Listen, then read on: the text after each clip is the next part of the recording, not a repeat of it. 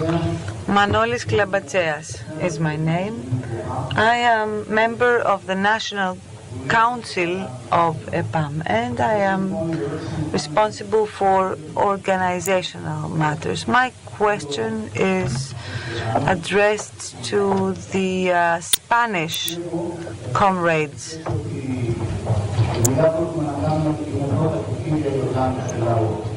Unfortunately, the sound is not good and the interpreters cannot hear the speaker.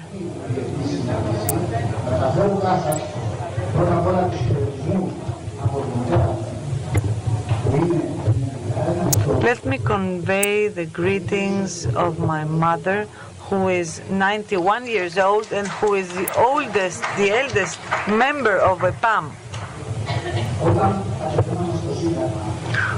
When we went down to Syntagma Square and to the demonstrations, she told me that when she was struggling against the German occupation with EAM, she told me that they were there with their boots and their armed vehicles, whereas the Greeks were barefoot. And she told me that behind us we have the whole anti-fascist world. We have the Russians, but at least we had someone. You are alone. That's what my mother told me, but she was not right. We're not alone. So there's one difficulty that we see. EPAM is spreading throughout Greece, but for many years organized action has lost its value because it has been abused by the organized political parties. So people say, why should I organize myself? Why should I do something? We are struggling to persuade them. And in doing so, we have drafted our statutes saying that no leader is going to solve any problem for you. It is you, through organized action, that will take over the situation. Our statutes do not provide for any in-between leaders. We have the core groups or core cells of EPAM, and I would like to know from you what experience you have in terms of organization. And something to Janos. In our demonstrations, we have not been throwing stones. We have secured public safety, but it is the police personnel who throw stones themselves. And comrade from Spain, the fires that you saw on February 12th, or the fires in the banks, they were put by those themselves, those criminals. Before I give the floor, yes, you will all have the chance to answer. Let me just say that Greeks are always subversive, and we never keep the program. Janos, let's start with you, with a response from you, and then Alberto or Pablo.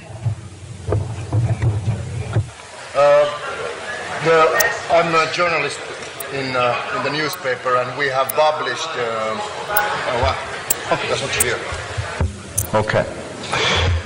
Like I said, I'm a chief editor in the newspaper, and we have published lots of pictures in a Greece police uniform, and they throwing the stones. We are very well aware about these cheats, what they have done to you, and I'm very sorry about those actions.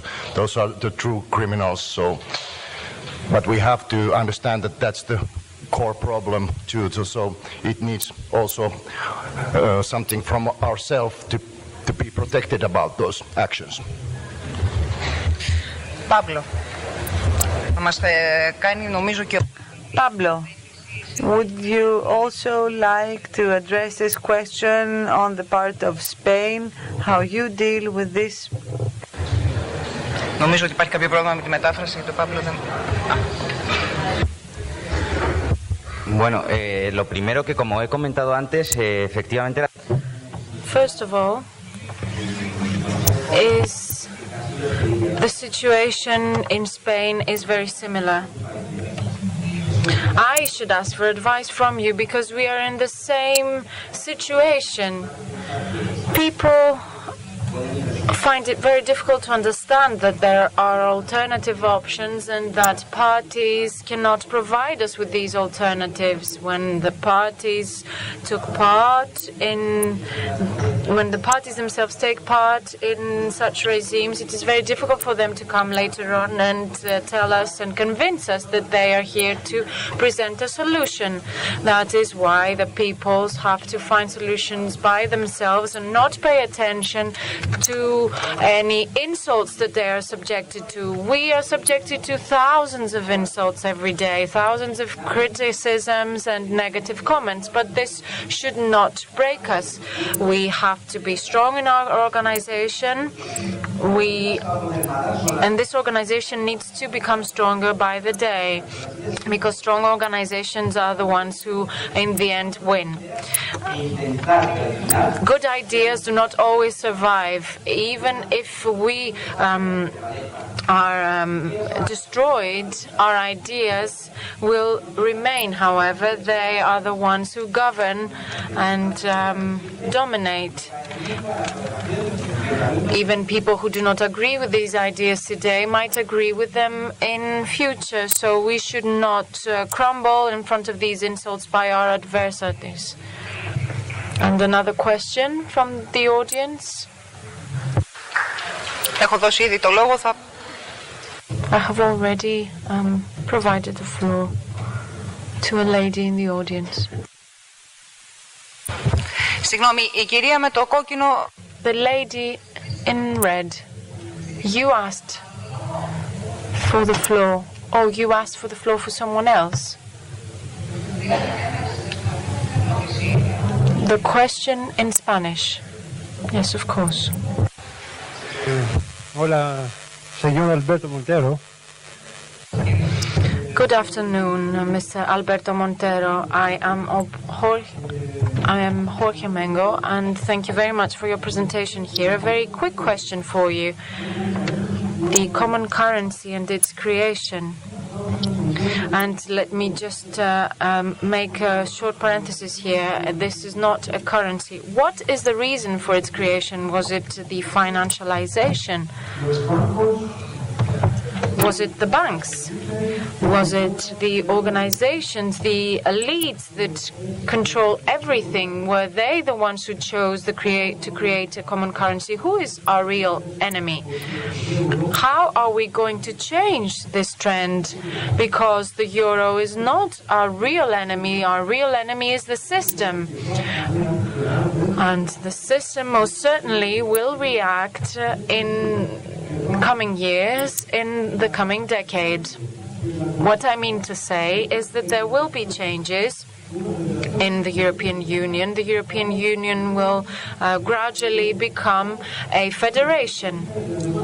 The United States of Europe, or the United States of Germany, if you prefer.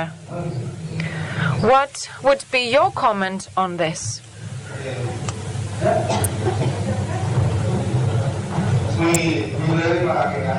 Yes, of course, a very quick answer to your question, because there are many questions to be posed.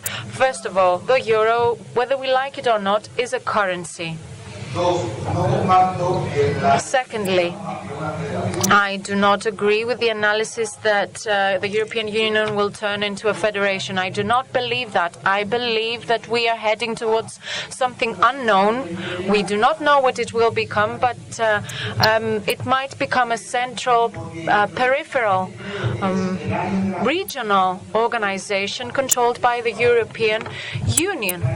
And I cannot for one believe that the struggle needs to be carried out and launched at the level of the nation state and then exported abroad and internationalized. However, we cannot launch a struggle without starting with our own country. We can't start on an international and a global scale. Thank you very much. The next question.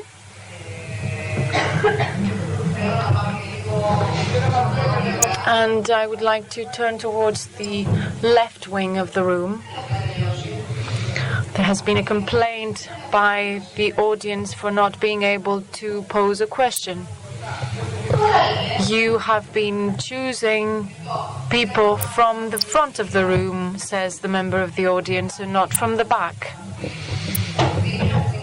We have not finished, says the animator. Now, Mr. Varkadakis, I would like to raise the following question.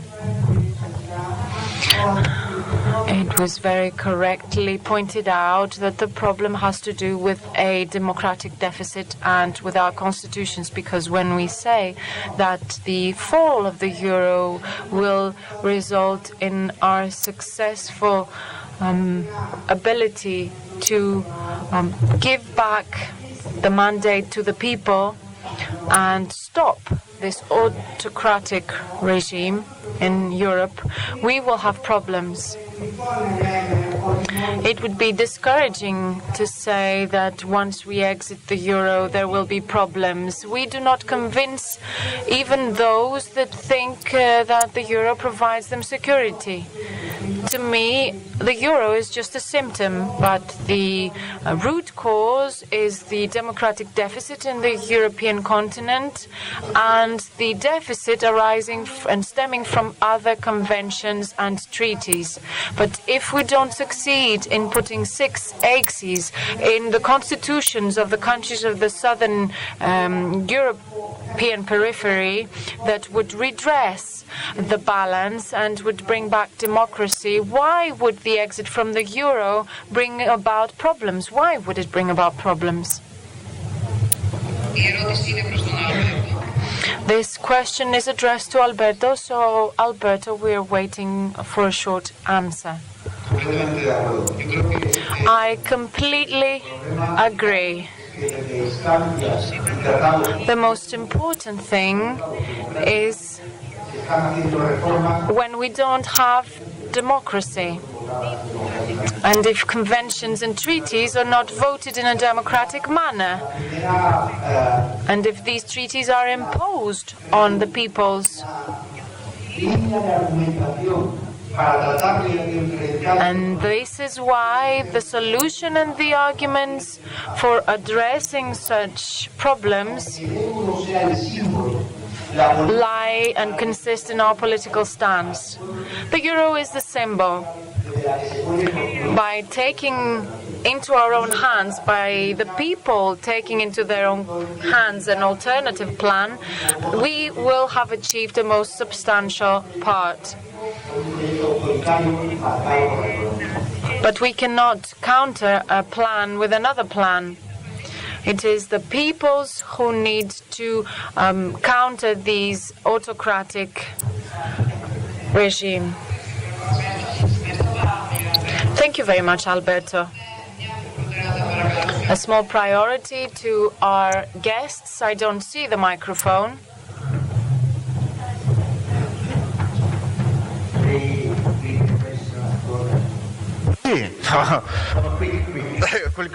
First, when we come back to national currency, what are the rules? I mean, central bank, national, no central bank, and so on. we have to explicit this in our program. If I want you say to me that we deep the argument, not now, of course, but it's very important because the people must say what kind of regime we have to substitute the euro. Second question. I think that Mario Draghi will be able to introduce quantitative easing for people and deficit spending authorization for each national state, because I know him very well, because we were the best students of the same master. We take different roads because I am here and he is in another. But this is a question we have the situation we have front, because if the movement of changement is enough behind, is possible to avoid. But if we aren't organized in that moment, will be a problem for us if they do so. Third question. I think in the topic situation of the history, not the majority, but the active minority have changed the story. And after, the majority are called to legitimate with a big votation the situation. And I ask to you, because it's not my field, if you think is a big majority who obtain the result, or some organized active minority, and after we have an election day to suffrage the situation. Thank you.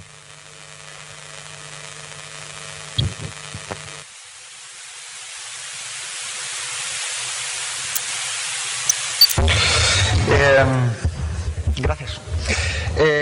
Sí. Thank you very much. I believe that the only way, the only possible and feasible way, is the one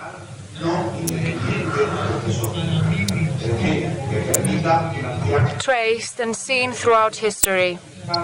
A national central bank that is able to finance a national fiscal policy. With regard to your second question,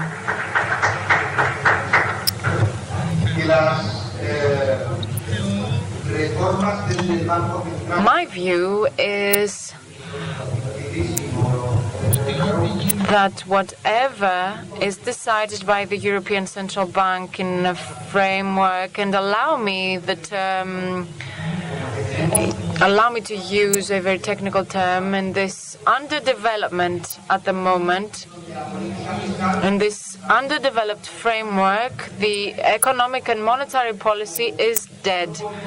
And in this framework, we can't expect that the financial entities that created the solution will, let's say, alter their own solution and follow a different path. I am radically in favor of democracy, and an exit from the euro may not be done without the majority's support. Although minorities are always at the forefront, but this forefront, let's say, leads the majority to make a decision. But without the majority, such radical solutions may not be proposed. And now for the next question, next two questions. This is all we have time for. The gentleman in green at the back. My question to Mr. Pablo. Apart from the exit from the Eurozone, do you have any other aims that you have set? And to Alberto.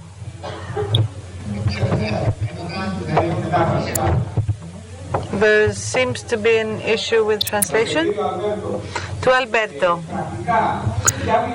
practically speaking, what steps were followed by the countries with regard to the National Bank?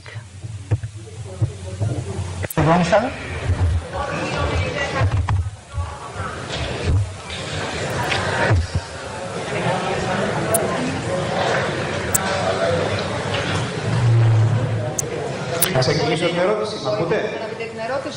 Sì, ora. Right. Η πρώτη ερώτηση ήταν... The first question to Mr. Pablo. Apart from the exit from the Eurozone, the movement you represent has other aims, and what are those? And second question to Alberto, what is the experience from Latin American countries? What steps did they follow with regard to the debt, the central bank, investment, public investment? That is, a practical transfer of experience would be relevant.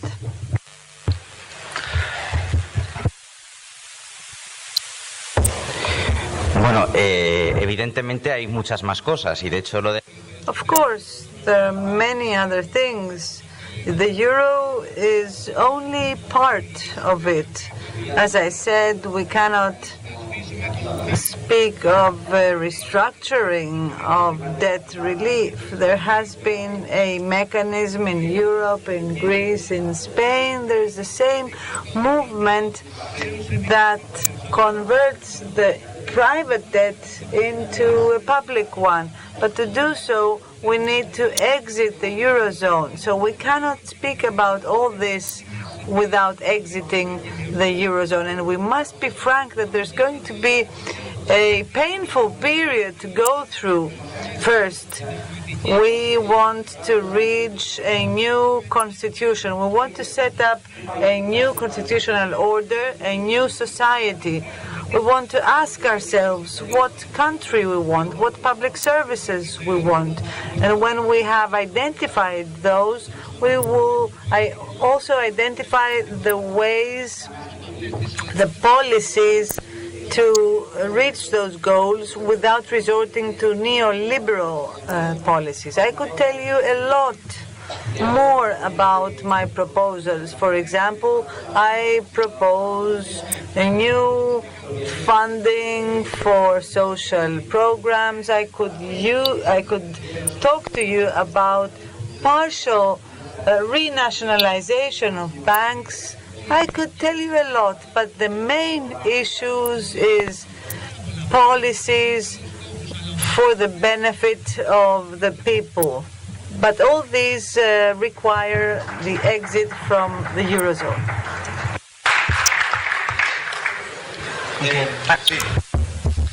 Rápidamente para que haya más espacio. I will also answer very briefly. Central banks are recognized as autonomous entities and not independent. Autonomy means that the central bank and the government coordinate policies, whereas autonomy means that the bank imposes economic measures. So it is an independent one that we want. Now, in Ecuador, a committee for the debt was set up.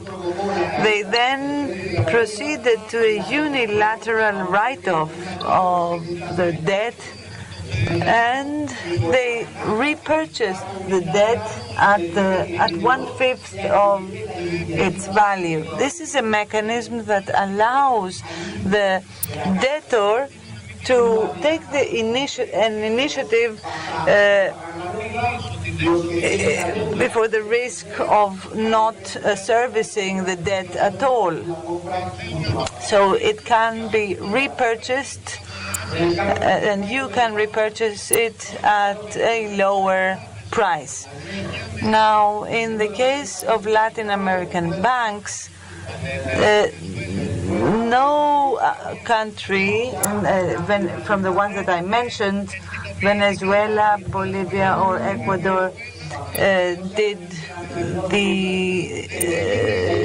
nationalize the banks. In Venezuela, there was an arrangement for the banks by the state, and the banks were obliged by the state to finance the small farming undertakings and companies. So there was no nationalization, but there was a state coordination so as to provide funding to certain sectors that are vital. The problem is, it is not necessary to nationalize the banks, but at least you need some state control or coordination. If the banks do not agree to this coordination, then they have to be nationalized. Pablo would like to give us one last comment, and with that we will conclude this Q&A session. Thank you. I just forgot to add one point before.